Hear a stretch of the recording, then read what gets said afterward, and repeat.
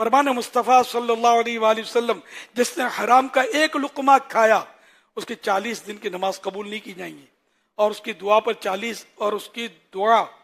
40 دن تک نامقبول ہوگی۔ دولت دنیا کے پیچھے تو نہ جا، آخرت میں مال کا ہے کام کیا، کر لے توبہ رب کی رحمت ہے بڑی، قبر میں ورنہ سزا ہوگی کڑی۔ صلو علی الغبیب صلی اللہ علی محمد۔ حضرت امام غزالی رحمۃ اللہ علیہ فرماتے ہیں، جو قصاب گوشت کے ساتھ ایسی ہڈیاں تولے کہ عموماً ان ہڈیوں کو گوشت کے ساتھ تولنے کا رواج نہ ہو، تو وہ بھی مطففین فی الوزن، یعنی تول میں کمی کرنے والوں کے زمرے میں آئے گا۔ اور قرآن کریم میں ان لوگوں کی ایسوں کی مذمت ہے، چنانچہ اللہ پاک پارہ 30 سورہ مطففین میں ارشاد فرماتا ہے،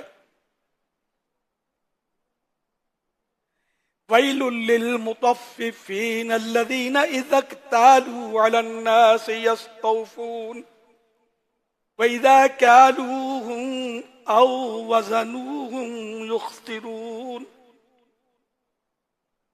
أَلَا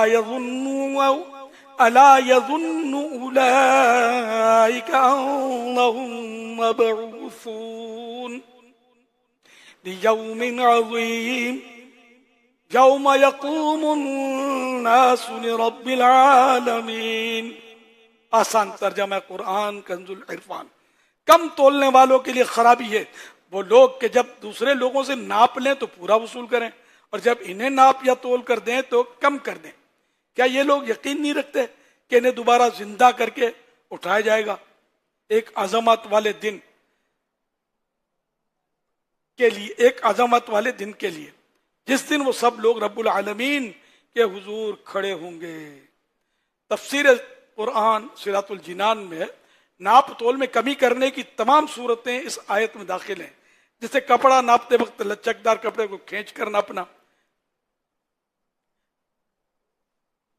لاسٹک کو کھینچ کر ناپنا، باٹ کم رکھنا، باٹ تو پورا ہو لیکن تولنے میں ڈنڈی مار دینا، چیز کو زور سے ترازو میں رکھ کر فوراً اٹھا لینا، ترازو کے پلڑوں میں فرق رکھنا، ترازو کے جس حصے میں باٹ رکھے جاتے ہیں اس کے نیچے کوئی چیز لگا دینا، وزن کرنے کے الیکٹرانک آلات کی سیٹنگ میں یا میٹر میں تبدیلی کر کے کم تول کے دینا وغیرہ۔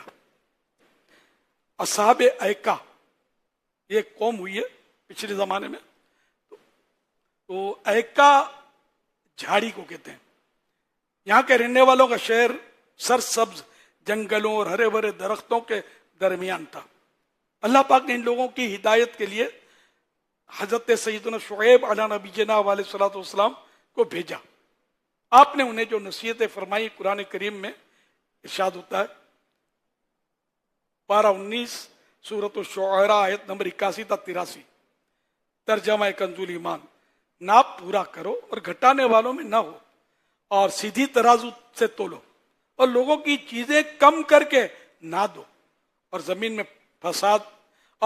فساد پھیلاتے نہ پھرو۔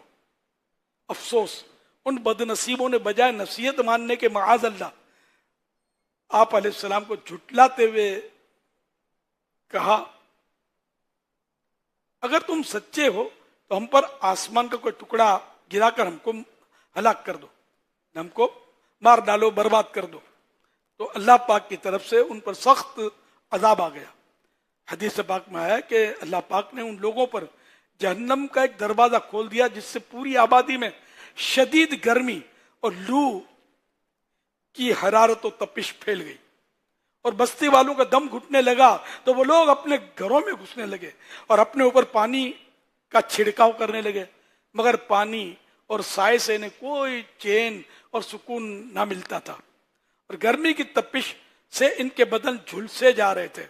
پھر اللہ پاک نے ایک بدلی بھیجی جو شامیانے کی طرح پوری بستی پر چھا گئی، اور اس کے اندر ٹھنڈک اور فرحت بخش ہوا تھی۔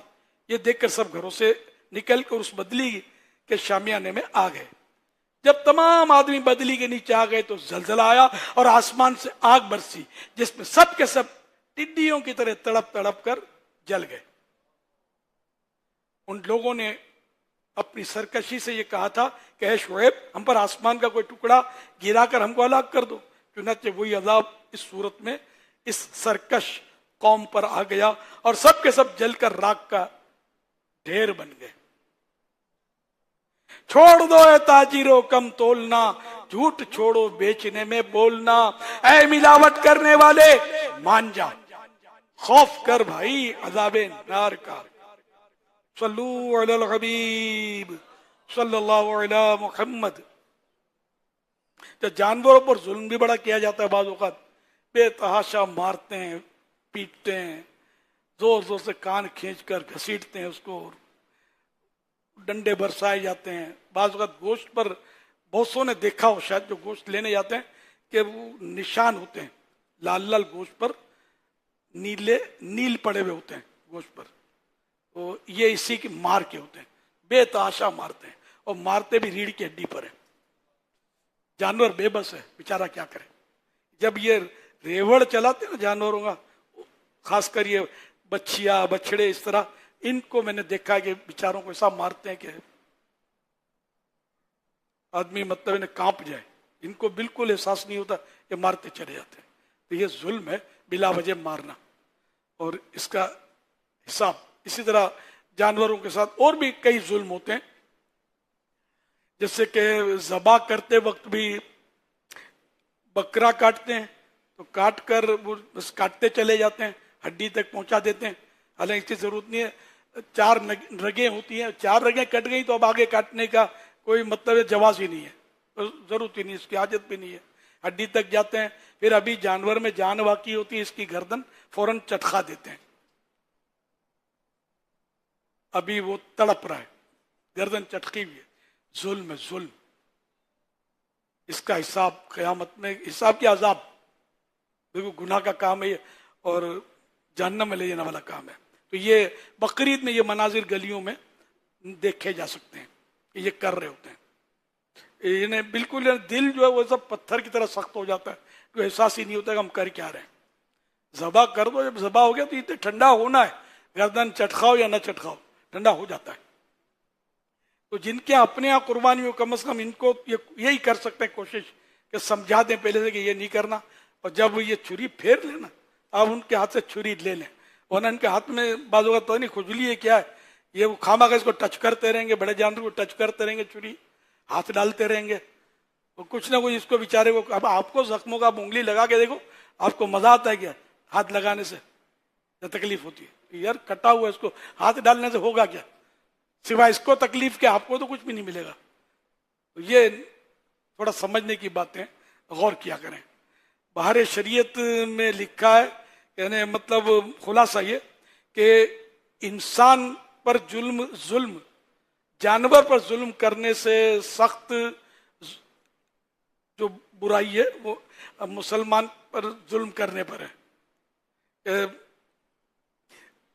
अगर मुसलमान पर जुल्म करेंगे तो कोर्ट में चला जाएगा, पुलिस में केस करेगा, खुद मुकाबला करेगा, है ना, बोल सकेगा किसी को कि मुझे उसने जुल्म किया मारा।